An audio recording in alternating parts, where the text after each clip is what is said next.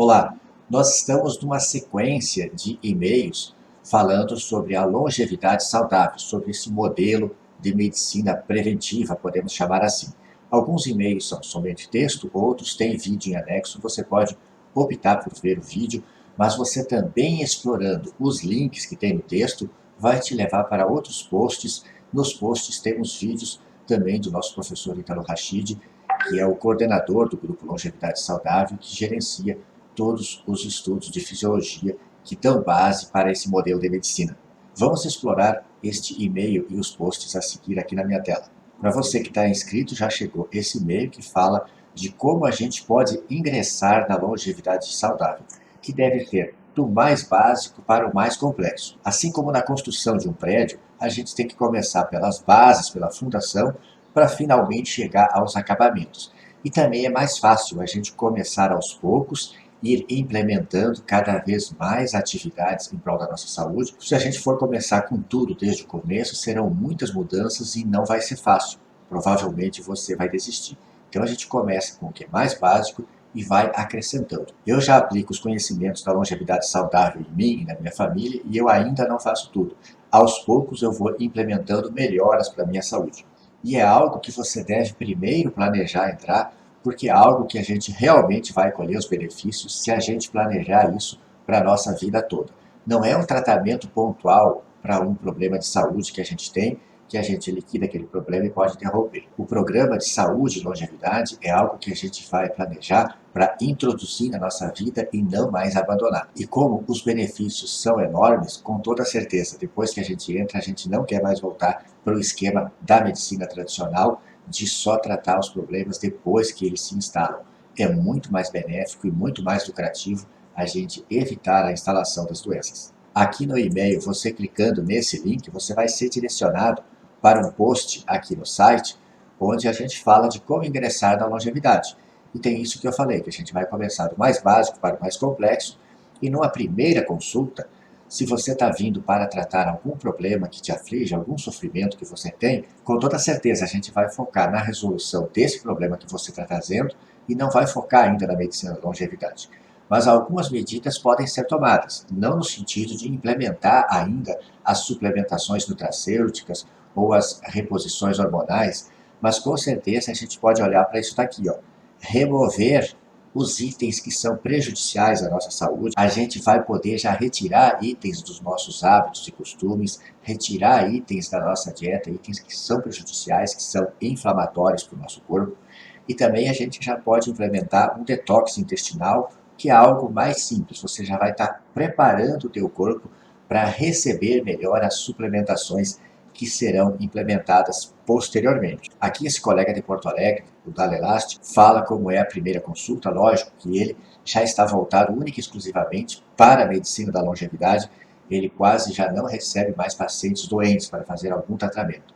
As pessoas que vão nele já vão no intuito de ingressar na medicina da longevidade. O que não acontece comigo. Eu continuo tratando em clínica e em psiquiatria, e esses pacientes, a partir da melhora sintomática, eu esclareço que seguir apenas a medicina tradicional curativa, com as medicações controladas, não vai ter o melhor proveito possível.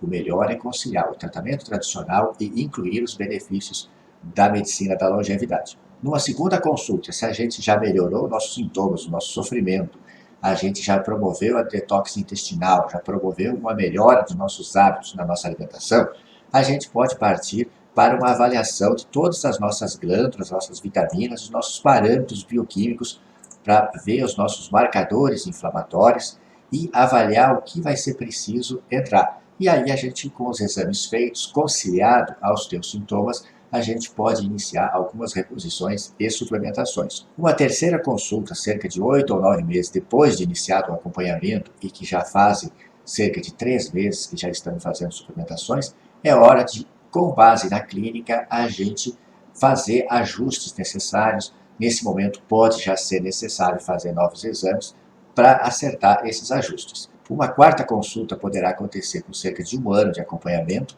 Com certeza vamos reavaliar todos os nossos parâmetros clínicos e laboratoriais para planejar o que vai ficar sendo feito de manutenção. E quanto às suplementações e reposições hormonais, nós sabemos que algumas reposições elas necessitam ser mantidas, porque o nosso ritmo de vida urbana, com o consumo de alimentos industrializados, nós não conseguimos certos nutrientes e certas vitaminas e minerais em quantidades adequadas com a dieta comum.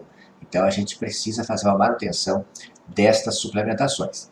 E quanto às reposições hormonais, ora, nós já vimos que algumas glândulas entram em falência com uma certa idade. Por exemplo, as gônadas, quando nos retiram os hormônios sexuais, uma mulher em menopausa não vai voltar a produzir hormônios sexuais em quantidade adequada. Um homem em andropausa, aos 50 anos, não vai voltar a produzir a mesma testosterona em níveis adequados como produzia aos 30, se, por exemplo, aos 40 nós precisamos começar a fazer uma reposição. Então, nesse momento, depois de um ano de acompanhamento, muitas vezes nós vamos conseguir determinar o que vai precisar ficar sendo mantido.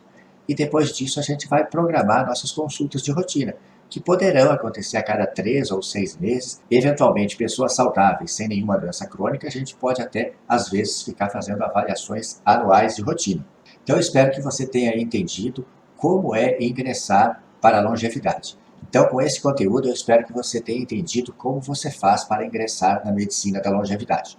Como é algo que você vai programar para a tua vida toda, primeiro você deve tomar conhecimento de que ela existe, estudar um pouco para entender o seu funcionamento, e você acreditando que isso te cabe, que serve para você, a gente vai introduzir das atividades mais essenciais, mais básicas, para as mais complexas. Periodicamente nós vamos reavaliando de acordo com a tua clínica, com teus parâmetros, como você se sente e também com os parâmetros laboratoriais que são acompanhados. Tudo que a gente fizer vai ser com base na fisiologia. Nós vamos perseguir ter os níveis ótimos, tanto laboratoriais quanto clínicos, tudo em níveis fisiológicos e tudo com tratamentos naturais.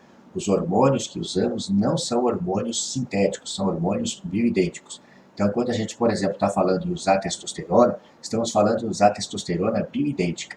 Não vai se usar anabolizantes, que muitas vezes são usados no mercado negro, às vezes nas academias, para hipertrofia muscular. Não é o caso. A gente usa somente níveis fisiológicos de acordo com as necessidades individuais de cada pessoa, seguindo os parâmetros laboratoriais e os parâmetros clínicos de cada pessoa. Adiante, nós vamos estudar mais sobre o que eu chamo de remover, que é onde nós vamos fazer uma lista de itens que a gente precisa diminuir ou até remover completamente de nossas vidas para a gente promover saúde. E também vamos falar sobre o detox intestinal logo adiante. Até breve.